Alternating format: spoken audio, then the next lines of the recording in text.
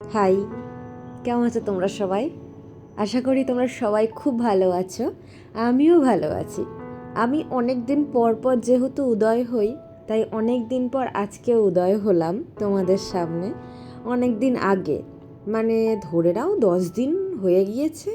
মা এসেছিল, তো মা যখন এসেছিল ভাইও এসেছিল। তো মা আর ভাই যেহেতু আসবে, দুপুরের খাবারটা আমি রান্না করে রেখেছিলাম। তো মা আর ভাইয়ের জন্য কি কি রান্না করব, তো কি করবো ভাবতে কি খালি ভাজা ভাজাই করেছি, মানে সব কিছু ভেজেইছি। আর মানে তরকারি মনে হয় ছিলও না। ডাল আর 50 রকমের ভাজা হয়ে গিয়েছে আমার হাতে। কেননা একা থাকি, দুজনা মিলে খাই, তো এক তরকারি ভাত হয়ে যায়। তো একটা মানুষ আসলে মানুষকে যে কি খাওয়াবো, তখন আমার মাথার চুলে পাক ধরার মতো অবস্থা হয়ে যায়। সত্যি কথা, তখন না বুঝে পাই না যে কী রান্না করব, কি রান্না করে মানুষটাকে খাওয়াবো। আবার জিজ্ঞেস করি হ্যাংলার মতো, তোমরা কি খাবে গো, কি খাবে সেটা বলো, সেটা আমি রান্না করব। মানে রোজকারের মতো অবস্থা যে আমি আমার বরকে, মানে আমার হাজব্যান্ডকে বলি, তুমি কি খাবে বলো, সেটাই রান্না করব। তেমনি মা বা যেই আসুক তাকে জিজ্ঞেস করে বসি যে তোমরা কি খাবে বলো, আমি সেটা রান্না করব। মানে কেমন, মানে লোক আসবে তাকে যে কিছু করে খাওয়াবো নিত্য নতুন বা কোনো কিছু, তখন আর মাথায় আসে না, বুঝলে। আবার তারা যখন চলে যায় বাড়িতে, তখন আবার আমার মাথায় আসে, এ মা এটা করে খাওয়ালে ভালো হতো তো, এ মা ওটা করে খাওয়ালে ভালো হতো তো, এই তো এটা রান্না করেছি, তখন রান্না করলেই তো ভালো হতো। এসব মাথায় আসলে আর কি হবে বলো, যখন মানে বলে না স্থান কাল পাত্র যেটা হবে সেটাই দেখা যাবে। তো সেই রকমই অবস্থা। তো ভাই আর মার জন্য টুকটাকেই ভাজাভুজি যখন রান্না করছিলাম, গান তো চালিয়েই রেখেছি, সাথে এই একটার পর একটা চলছে, পর পর পর পর খালি ভাজা বসাচ্ছি, তারপর ভাত বসিয়ে দেবো। তো অনেক দিন পর আমি আমার এই বদনটাকে, মানে আমার এই দেহটাকে তোমাদের সামনে এনে দাঁড় করিয়েছি। নইলে তো তোমরা আমার হাত দুটোকেই দেখো, যে যে হাতে আমি রান্না করি, যা কাঁচা হাতের রান্না, মানে অতটাও ভালো করে যে রান্না পারি আমি বলবোই না। কারণ আমার মা যা রান্না করে ওটাই আমার কাছে অমৃত সম লাগে।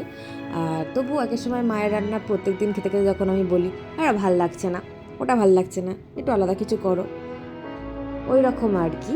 কিন্তু তাই বলে যে আমার হাতের রান্না আহা হা হা, না না না না না না, সেটা একদমই নয়। হ্যাঁ, তো এই মায়ের ভাইয়ের জন্য এইটুকুনি রান্না হতে হতে ও আর কি, তখন ভাই আর মাকে একবার ফোনও করে নিলাম যে কত দূর চলে এসছো, এরকম দিয়ে পর পর রান্না করে আমিও ক্লান্ত। কিন্তু দিনের শেষে গিয়ে সত্যি কথা বলছি, যে কটা রান্না হয়েছে নিজেও মনে মনে ভাবছি, এই রান্না দিয়ে মানুষ খেয়ে উঠতে পারবে তো, জাস্ট ভাবতে ভাবতে তারপরে আর কি রাতের জন্য আবার রান্না বসাতেই হয়েছে, কারণ 4টে মানুষ খাবে। দুপুরে রান্নাতেই শেষ হয়ে গিয়েছে, কারণ আমার তো আর মাপঝোপের খুব ভালো, মানে কি বলবো, 2জন মানুষের রান্না করি তখন বেঁচে যায়, আর যখন 4জন মানুষ হয় তখন ওরা হয় না।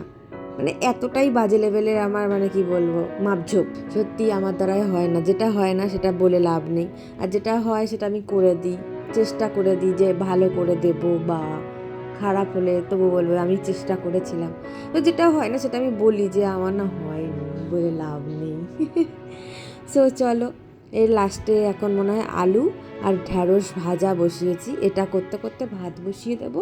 দিয়ে হয়ে গেলে তারপর সব কিছু গুছিয়ে টুচিয়ে রাখবো, মা আর ভাই তারপরেই চলে আসবে। ভাতটা হলেই মা আর ভাই তো এন্ট্রি নিয়ে নেবে। তো আর ভিডিও টিডিও তখন আর করবো না, আর জমিয়ে গল্প দিতে হবে না। মা আমার জন্য কত কিছু নিয়ে আসবে জানো, মিষ্টি নিয়ে আসবে, তরমুজ নিয়ে আসবে, বেল নিয়ে আসবে, আরও কত কী নিয়ে আসছে, মানে নবদ্বীপ থেকে। তো সেগুলো দেখতে হবে না, আর দেখে ভিডিও আমার না ওরকম ভাল লাগে না, সবসময় ক্যামেরাটা মুখের গোড়ায় নিয়ে চলে যাওয়া। আগে নিজে দেখে আত্মসাৎ করি, তাই না। দেখো কী কী রান্না করেছি তোমাদেরকে এক ঝলক দেখিয়ে দিই।